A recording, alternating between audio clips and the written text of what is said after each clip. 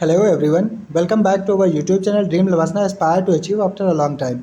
In today's prelims news, we are going to discuss a very important bird species for this prelims, Greater Adjutant Stork. और ये news में इसलिए आया है क्योंकि आसाम में जो इनका हब है जहाँ पे ये बर्ड स्पीसीज़ ज़्यादातर पाई जाती है इंडिया में, और आसाम के 3 डिस्ट्रिक्ट में इनका कंसंट्रेशन ज़्यादा है, वो है गुवाहाटी, मोरीगांव और नौगांव। यहाँ पे वेरियस डेवलपमेंटल स्कीम्स की वजह से, डेवलपमेंटल प्रोजेक्ट्स की वजह से इनका जो टेरिटरी है वो ख़त्म होती जा रही है और इनको काफ़ी बड़ा थ्रेट सर्वाइवल के लिए इम्पोज हो गया है। अब हम लोग इसके बारे में डिटेल में बात करेंगे। तो ये एक लार्ज सिवेंजर बर्ड है जो कि साउथ और साउथ ईस्ट एशिया में पाई जाती है, और इसकी जो फैमिली है वो ये है। इसका प्रोनाउंसिएशन मेरे लिए तो बड़ा टफ है, आप लोग अपना देख लेना। आगे बढ़ते हैं हम लोग। तो इसके अपीयरेंस के बारे में बात की जाए तो it has a massive frame standing around 145 to 150 centimetre toll with a wing span of about 250 centimetre. ये 150 सेंटीमीटर की तक ऊंची होती है और इसका जो विंग स्पैन होता है वो लगभग 250 सेंटीमीटर के अप्रॉक्स होता है।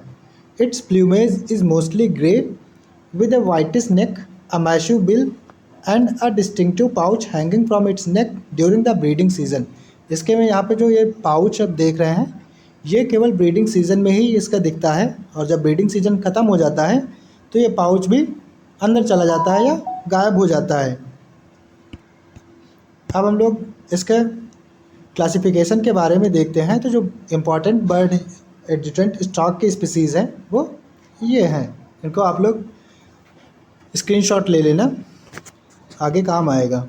हैबिटेट के बारे में बात की जाए तो ये वेटलैंड्स, मार्सेस और ओपन एरियाज़ में जो कि वाटर बॉडीज़ के पास होती हैं वहाँ पे पाई जाती हैं, specially in south and south east Asia including countries like India, Nepal, Bangladesh and Cambodia. Mainly ये 4 कंट्रीज़ में पाई जाती हैं, इंडिया, नेपाल, बांग्लादेश और कम्बोडिया में वाटर बॉडीज़ के पास में जो वेटलैंड और मार्सेस होते हैं वहाँ पे। ग्रेटर एडजुटेंट स्टॉक के बिहेवियर के बारे में बात की जाए तो ये ब्रीडिंग सीज़न के अलावा अकेले घूमना पसंद करते हैं। ये अलग अलग रहते हैं, साथ में नहीं रहते हैं, और जब ब्रीडिंग सीज़न आता है तब ये कॉलोनीज़ में इकट्ठे हो जाते हैं, झुंड में रहते हैं और वहाँ पे अपने घोंसले बनाते हैं और अपने बच्चों को पालते पोसते हैं।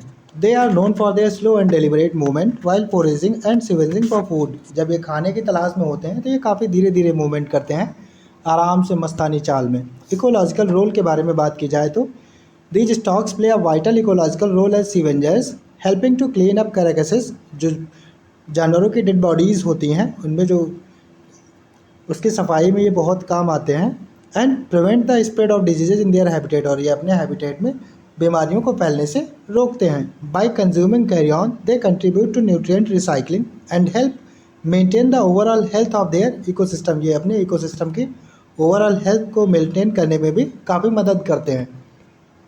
अब इसके कंजर्वेशन और थ्रेट्स के बारे में बात की जाए तो इनका IUCN स्टेटस जो है वो इंडेंजर्ड है, और ये न्यूमरस थ्रेट्स को फेस कर रहे हैं including habitat loss due to drainage of wetlands, pollution of water bodies and human disturbances. ये मेन थ्रेट्स हैं इनके।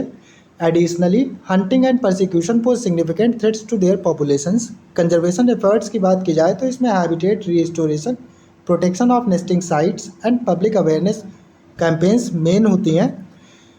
Some organizations also work on captive breeding and reintroduction program to boost their populations। कुछ NGOs हैं या organisations हैं जो कि इनके कंजर्व करने के लिए काम कर रही हैं और ये कैप्टिव ब्रीडिंग और रीइंट्रोडक्शन प्रोग्राम को बूस्ट कर रही हैं जिससे कि इनकी पॉपुलेशन में बढ़ोतरी आ सके।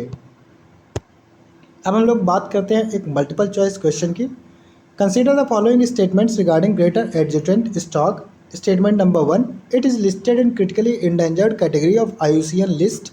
Statement number 2, it has a distinctive appearance with naked head and neck, a massive bill, a hunched posture, black feathers with a whitish belly।